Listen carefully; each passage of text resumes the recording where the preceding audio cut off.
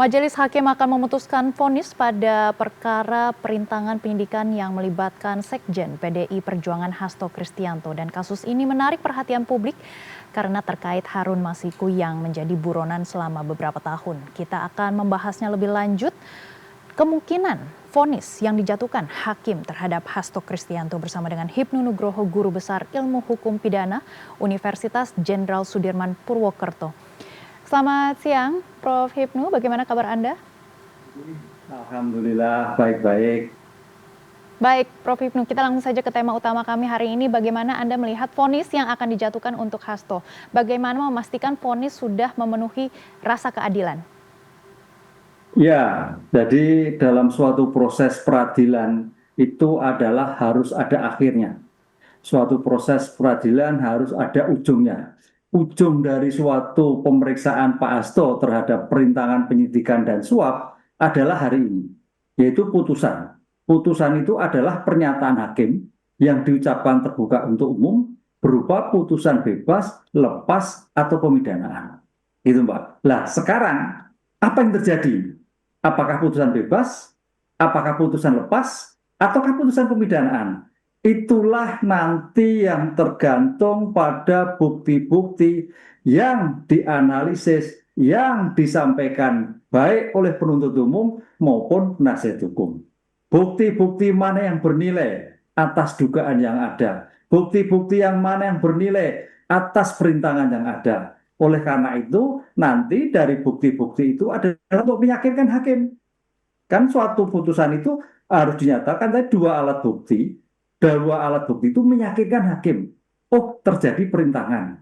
Oh, terjadi suap misalkan. Atau sebaliknya, bukti-bukti yang disampaikan baik oleh KPK, baik oleh penasihat hukum ternyata tidak bernilai sebagai apa yang disangkakan terhadap perintangan penyidikan dan suap. Lah, disinilah nanti hakim akan melihat dari bukti-bukti yang disampaikan dalam suatu persidangan menimbulkan keyakinan atau tidak. Itulah yang disebut sebagai konsep negatif web telak. Web artinya undang-undang, bahwa bukti itu minimal dua alat bukti yang untuk dipersangkakan apakah terkait dengan rintangan, apakah terhadap suap.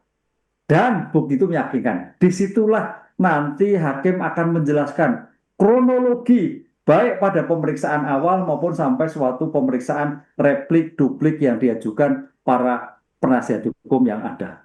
Begitu, Mbak. Baik, Prof. Hipnu, terkait dengan fakta di persidangan yang menyebut ini ada Hasto memerintahkan untuk menghilangkan barang bukti dan salah satunya dengan menceburkan HP ke air, bagaimana pandangan hukumnya? Ya, terhadap menghilangkan, menceburkan itu adalah sebagai bagian dari merusak barang bukti. Kan gitu. Lah, konsepnya secara terminologi yang diatur di dalam pasal 21 itu adalah merintangan, merusak, menghalangi dan sebagainya dalam penyidikan. Pertanyaannya nanti, apakah betul dilakukan?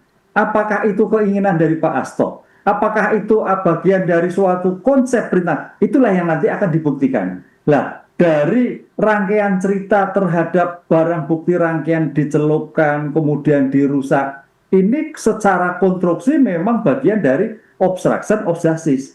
Cuman pertanyaannya kan, apakah yang memerintahkan Pak Hasto? Apakah tidak? Ini yang perdebatannya. Karena di sini nanti akan terlihat dari suatu subjek hukum. Criminal responsibility, pertanggungjawaban dari seorang bahwa itu atas perintah atau bukan atas perintah. Lah, di sini Mbak akan terlihat karena dakwaannya adalah pasal 21 dan pasal 5. Pasal 21 perintangan, pasal 5 suap. Di situ nanti hakim akan menjelaskan betul ada perintangan, betul ada perusakan, betul ada pencelupan, siapa yang memerintah. Itulah nanti akan dikupas dari bukti-bukti yang ada terjadi suatu peristiwa. Itulah esensi di dalam suatu perintangan penyidikan yang didakwakan terhadap putusan hari ini.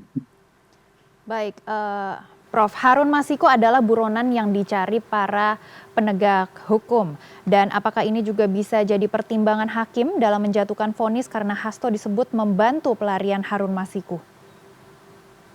Ya, ya itu yang menjadikan problem. Memang Harun Masiku ini kan kaitannya kan sebagai bentuk penyidikan terhadap Pak R, kemudian Pak H didakwa terhadap perintangan penangkapan terhadap Hasto, kan gitu kan. Sehingga ide dasarnya pada waktu itu saya melihatnya dengan pengungkapan perkara ini, paling tidak si Harun Masiku itu diketahui di mana dia berada, bagaimana sekarang posisinya, kan gitu Mbak. Ini yang terjadi. Jadi ada suatu lompatan berpikir untuk menentukan di mana HR, karena ini suatu PR besar bagi KPK, bagi penegak hukum untuk mengungkap kasus ini. Oleh karena itu dalam hal ini korelasi, makanya suatu bukti terhadap perintangannya itu adakah dikuatkan bukti yang lain. Bukti saksi-saksi yang dilakukan Pak Hasto atau bukti-bukti yang dilakukan oleh kemarin kalau nggak salah oleh KPK juga menghadirkan para penyidiknya. Lah, di situ akan terlihat nanti meyakinkan betul terjadi perintangan, betul terjadi penghalangan untuk menangkap Hasto. Di situ akan dilihat nanti akan melakukan suatu rangkaian. Oh, ternyata memang ada suatu kehendak untuk menghilangkan. Oh, ada suatu kehendak untuk melakukan perintangan menangkap Hasto. Oh, ternyata tidak lah.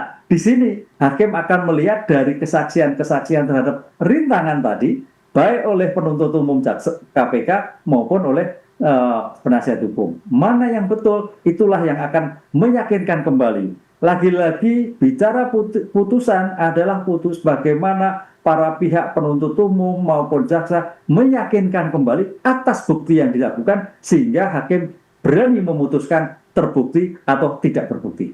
Baik, kami akan terus memantau perkembangan dan juga hasil sidang vonis Hasto Kristianto. Terima kasih Prof. Hipnu atas informasinya dan sudah bergabung bersama kami di CNN Indonesia News Hour.